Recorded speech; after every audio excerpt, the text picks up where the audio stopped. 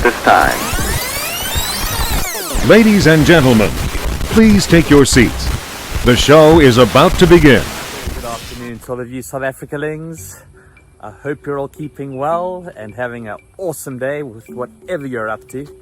This is the Wayne G Show, and this is Real Talk Radio, where the talk is always real and always in nature. As you can see, I have retired from my desk and doing podcasts from indoors, and this is where I do my podcast now. I just feel more natural in this kind of environment. You know, who needs a desk when you've got this, hey? When you've got this beautiful environment to make a podcast from. So yeah, this is my permanent new home for the Wayne G Show. Anyway guys, today we're going to talk about one of our most famous characters in South Africa.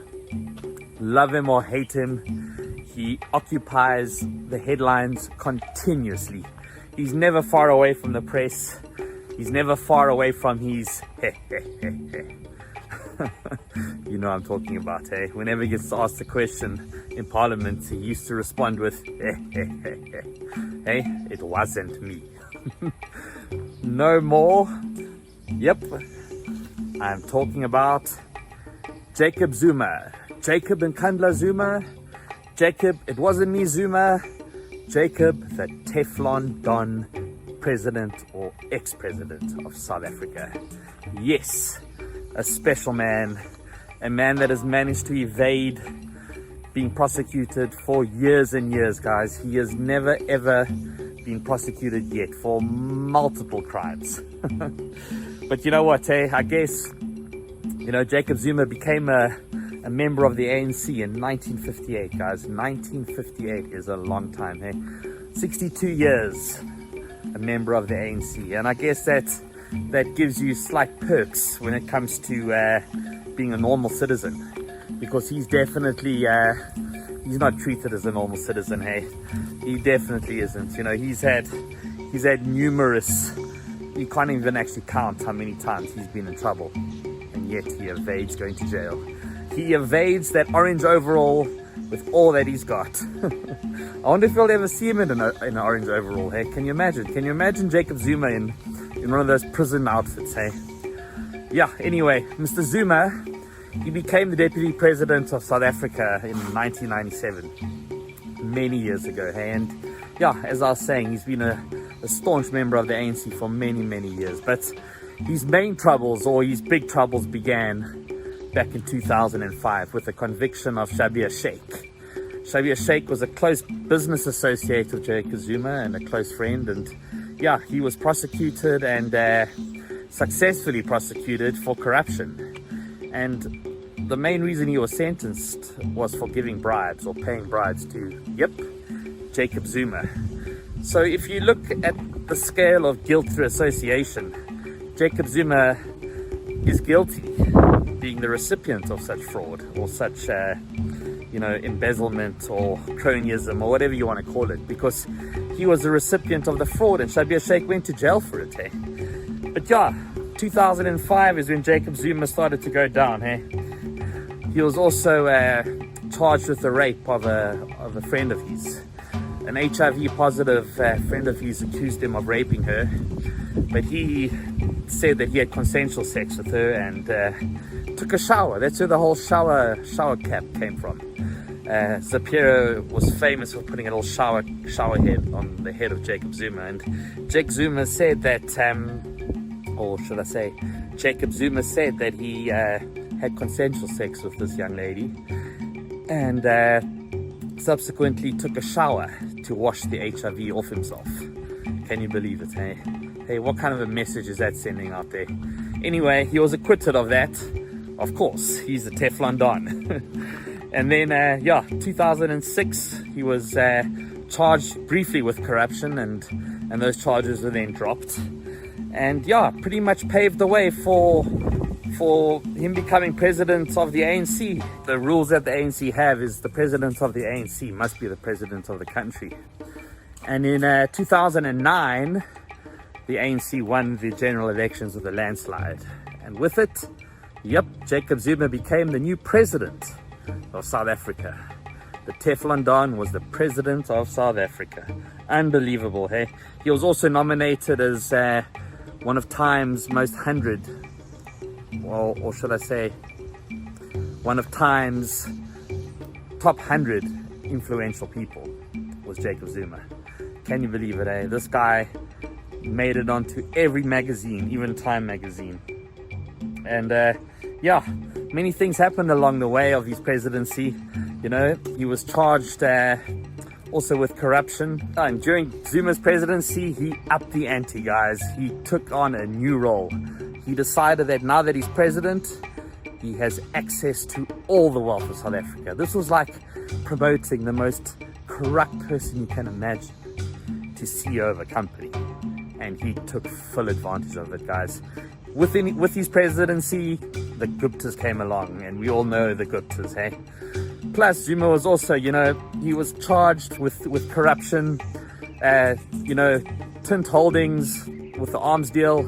He was charged with corruption on that. He's got about, I think, 700 or 800 corruption charges hanging over his head, hey? But he got really close to the Guptas during his presidency, and this is where they really took the piss. Excuse my French, but they took full control of this country, and yeah, state capture became a reality. Zuma was using South Africa as his own personal slush fund. He spent 256 million rand of taxpayers' money on Nkandla. He took it and decided, I'm going to let the taxpayer build my mansion. And when they question it, or you know, when the taxman wants to know why he did it, he's going to say, no, it was just for a fire pool, and it was just for upgrades. But upon closer inspection, it's the biggest fire pool you've ever seen. It was a swimming pool. I guess it could be used as a fire pool, but it was more of a swimming pool. And yeah, Jacob Zuma definitely abused his role as president of this country. He needs to go to jail for what he actually did. Hey, he pretty much sold the country to the highest bidder, which were the Guptas. He sold ministers. The Guptas appointed ministers. Ministers met at the Guptas' house on numerous occasions with Jacob Zuma. Yeah, the whole Zondo Commission was actually set up.